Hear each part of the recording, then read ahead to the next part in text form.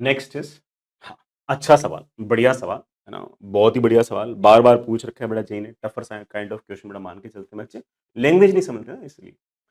एक parallel plate capacitor है, capacitance बड़ा उसका दे रखा है 200 माइक्रोफैरेड, ठीक है, is connected to a battery of 200 volt. मैंने इसको किसी 200 वोल्ट की बैटरी से कनेक्ट कर रखा है, ठीक है।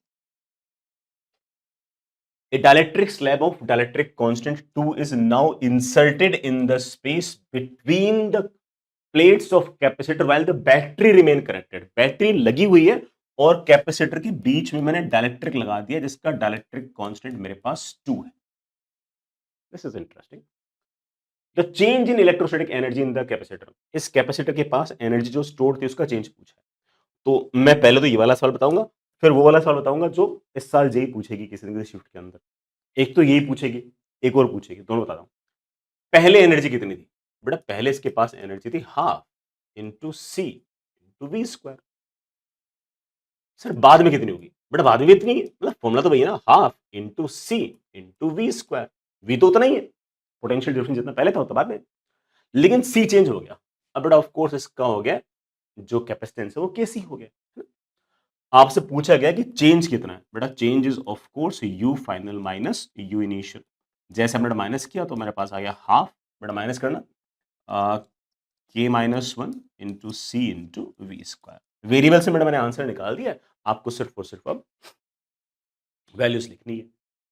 हाफ ठीक है बेटा, के शायद बेटा 2 दे रखा है, 2 माइनस 1 इज ऑफ कोर्स बेटा 1। सी बेटा मेरे ख्याल से 200 माइक्रोफैरेड है। बेटा आंसर जूल्स में पूछ रखा है तो मैं माइक्रो वाइक्रो में इतना इंटरेस्टेड हूं नहीं, तो मैंने 10 रेस्ट टू पावर माइनस 6 लिख दिया इंटू वी का स्क्वायर। बेटा वी तो 200 है, उसका स्क्वायर अगर करूंगा 4 जीरो ये 2 जीरो ये, बेटा 6 जीरो ये खत्म हो गए, बेटा 2 से 2 खत्म हो गया। I think answer should be your 4 joules. Again बेटा किसी न किसी शिफ्ट के अंदर ये वाला सवाल फिर से पूछेंगे, ठीक है।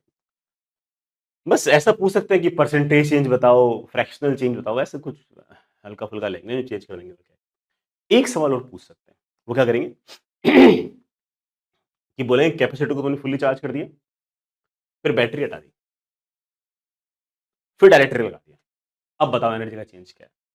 तो बैटरी लगाकर डायलेक्ट्रिक लगाना और बैटरी हटाकर डायलेक्ट्रिक लगाना दोनों सवाल अलग अलग है।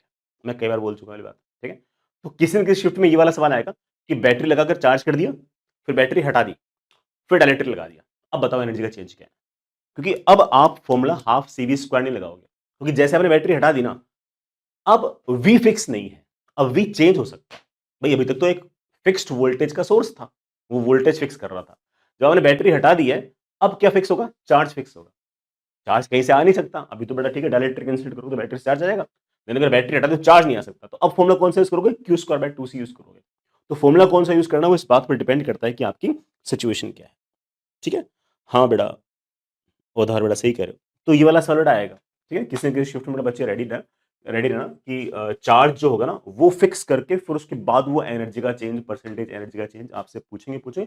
बिल्कुल रेडी रहना। एक दो शिफ्ट में ये वाला सवाल आएगा, एक दो शिफ्ट में वो वाला सवाल आएगा, आना ही, ठीक है।